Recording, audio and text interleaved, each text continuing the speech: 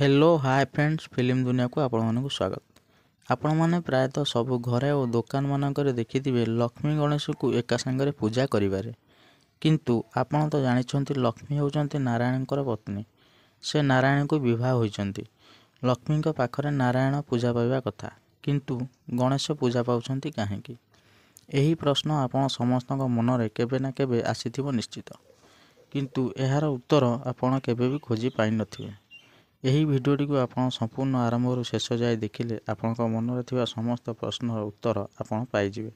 ଅନ୍ଧକାସୁର ନାଁ ଆପଣ କେଉଁଠି ନା କେଉଁଠି କାହା ମୁହଁରୁ ଶୁଣିଥିବେ ନିଶ୍ଚିତ। ପାତାଳପୁରୀର ଅସୁରମାନଙ୍କର ରାଜା ଥିଲା ଅନ୍ଧକାସୁର।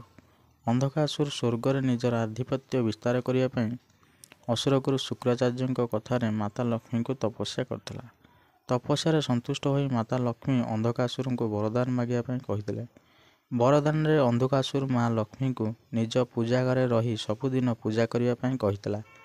ଅନ୍ଧକାସୁରର ଏହି ବରଦାନ ଶୁଣି ମା ଲକ୍ଷ୍ମୀ ତାଙ୍କୁ କହିଥିଲେ କି ମୁଁ ତୁମ ସହିତ ଯିବି ସତ୍ୟ, କିନ୍ତୁ ମୋର ଗୋଟିଏ ସର୍ତ୍ତ ତୁମକୁ ରଖିବାକୁ ପଡ଼ିବ। ମୋର ପୂଜା ଘରେ ସର୍ବଦା ପରିଷ୍କାର ଓ ଶାନ୍ତିପୂର୍ଣ୍ଣ ରହିବା ଦରକାର।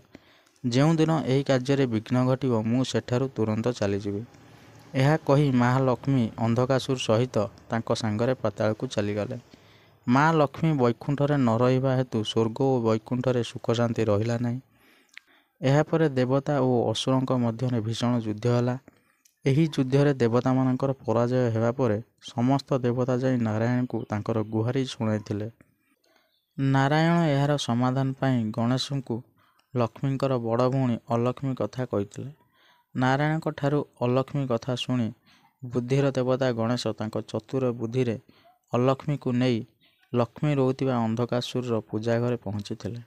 ଅଲକ୍ଷ୍ମୀକୁ ଦେଖି ଲକ୍ଷ୍ମୀ ସେଠାରୁ ଚାଲି ଯାଇଥିଲେ, କାରଣ ଅଲକ୍ଷ୍ମୀ ଯେଉଁଠି ବାସ କରନ୍ତି ସେଠି ଲକ୍ଷ୍ମୀ ରୁହନ୍ତି ନାହିଁ। ଗଣେଶଙ୍କର ଏହି ଚତୁର ବୁଦ୍ଧିରେ ମା ଲକ୍ଷ୍ମୀ ଅନ୍ଧକାସୁର କବଳରୁ ମୁକ୍ତ ହୋଇପାରିଥିଲେ। ଏଥିରେ ଖୁସି ହୋଇ ମା ଲକ୍ଷ୍ମୀ ଗଣେଶଙ୍କୁ ବରଦାନ ଦେଇଥିଲେ କି ଆଜିଠାରୁ ମୋତେ ପୂଜା କରିବା ସହିତ ତୁମକୁ ଯିଏ ପୂଜା କରିବ ତାର ପୂଜା ସମ୍ପୂର୍ଣ୍ଣ ସିଦ୍ଧି ହେବ ଓ ସେ ସଦା ସର୍ବଦା ସୁଖ ଶାନ୍ତିରେ ରହିବ। ସେହି ଦିନଠାରୁ ଆଜି ପର୍ଯ୍ୟନ୍ତ ଲକ୍ଷ୍ମୀ ଗଣେଶ ଏକା ସାଙ୍ଗରେ ପୂଜା ପାଇ ଆସୁଛନ୍ତି। ଭିଡ଼ିଓଟି ଆପଣଙ୍କୁ କେମିତି ଲାଗିଲା କମେଣ୍ଟ କରିବେ। ଯଦି ଭିଡ଼ିଓଟି ଆପଣଙ୍କୁ ଭଲ ଲାଗିଥାଏ ଗୋଟିଏ ଲାଇକ୍ ଓ ସେୟାର କରିବେ। ଏମିତି ନୂଆ ନୂଆ ଭିଡ଼ିଓ ଦେଖିବା ପାଇଁ ଫିଲ୍ମ ଦୁନିଆ ଚ୍ୟାନେଲକୁ ସବସ୍କ୍ରାଇବ୍ କରିନିଅନ୍ତୁ, ଯାହାଦ୍ୱାରା ଆମର ସର୍ବପ୍ରଥମ ଭିଡ଼ିଓ ଆପଣ ଦେଖିପାରିବେ। ଭିଡ଼ିଓଟିକୁ ଶେଷ ପର୍ଯ୍ୟନ୍ତ ଦେଖିଥିବାରୁ ଆପଣଙ୍କୁ ଧନ୍ୟବାଦ।